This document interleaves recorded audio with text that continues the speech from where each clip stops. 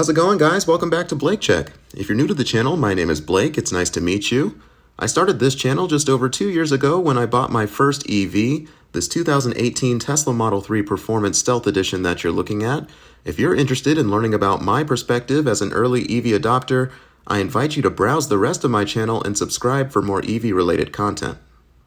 If you saw the thumbnail, read the title, and clicked on this video, chances are you either recently purchased or recently took delivery of a Tesla Model 3 or Y. And to that I say congratulations. I remember the day that I took delivery of my Tesla fondly, and actually I filmed it. You can find that video linked in the top right-hand corner of your screen or in the description below if you want to check that out.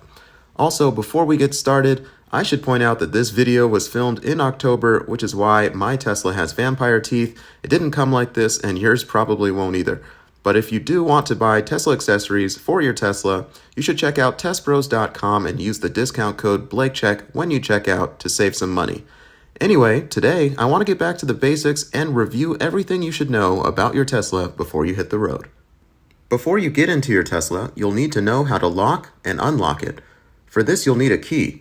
There are two different key options. The first option is the Tesla key card, which should come with your car on delivery day.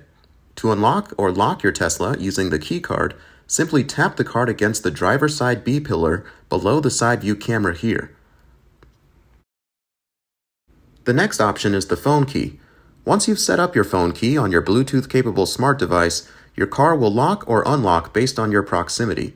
This is the simplest and most often used method. For instructions on how to set up your phone key, tap the link in the top left-hand corner of your screen or in the description below. The next step is getting in and out of your Tesla. This might sound simple, but it turns out that operating the door handle is one of the questions I'm most frequently asked when people get into my car for the first time. All Teslas feature flush door handles in order to reduce drag and increase aerodynamics. To open the door, simply reach out and press in on the rear, broader end of the handle, and in the same motion, use your free fingers to grasp the inside front portion of the handle to pull the door away. This sounds complicated, but it's actually pretty intuitive. Whatever you do, do not pull on the glass to open or close your door. Because Teslas are frameless, putting pressure on the glass can damage your window. To open the door from the inside, simply press this button, which will either be indicated with a horizontal line or a car, to electronically pop open the door. In the rare case of an electrical failure, use this mechanical door release to open the door, but make sure to reserve that for emergencies, as this can damage your window.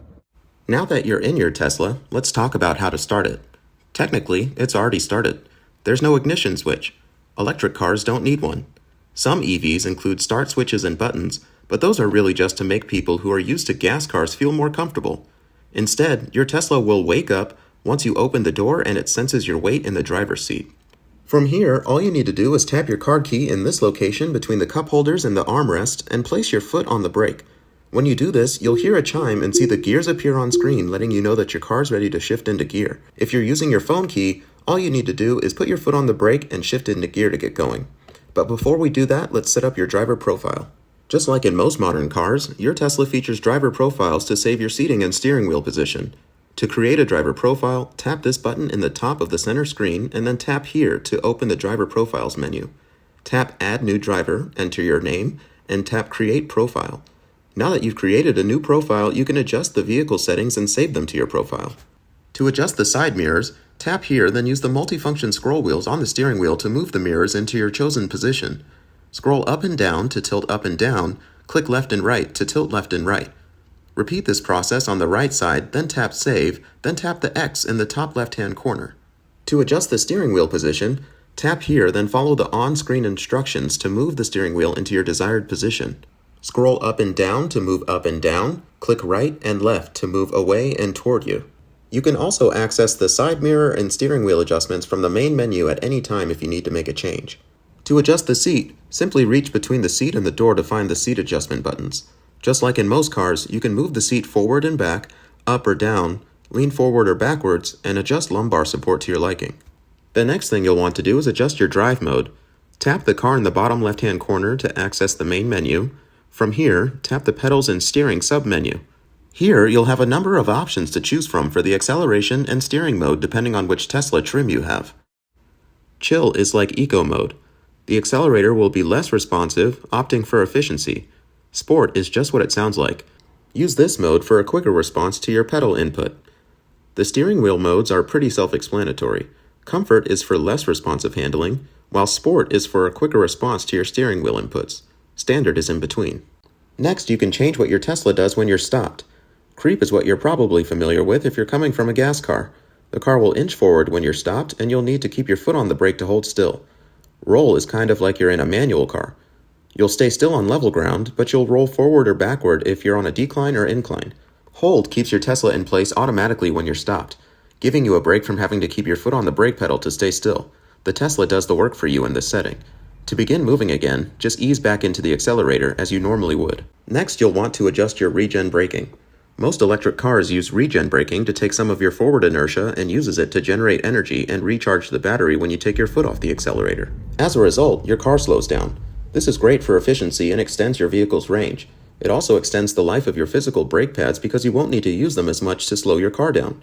But it can be a bit jarring at first if you're coming from a gas car and you're not used to it. So you have two options in your Tesla. Low regen reduces the rate of deceleration caused by regen. This will be similar to what you're used to experiencing in your gas car. Standard regen is more aggressive regen braking. It will stop your car faster and produce more energy to charge your battery while you drive. I recommend trying both in a safe location away from traffic and then deciding which one works best for you. If you take the time to get used to standard regen, you'll find the long-term benefits to be worth the initial discomfort. And if you use it for long enough, you'll become comfortable enough to rely less and less on your brake pedal. Once you've made your selections, these settings will automatically be saved to your driver profile. Finally, if you'd like, you can take this time to log into your various music streaming services, as well as your video streaming services like Netflix and YouTube. The cool thing about Tesla's driver profiles is now you can link your profile to your Tesla account by inputting an email address associated with your Tesla account here. Once you've done this, you can hop into any Tesla associated with your account and recover your driver profile settings and logins. Now that your driver profile is set, you're ready to hit the road. Be on the lookout for part 2 of this video series that'll be linked in the top right-hand corner of your screen and in the description below to learn the essentials of driving and charging your Tesla. Don't forget to like, comment, and subscribe to the channel if this was helpful to you. That's all for now. Thanks for watching. This has been Blake Check, and that's a wrap.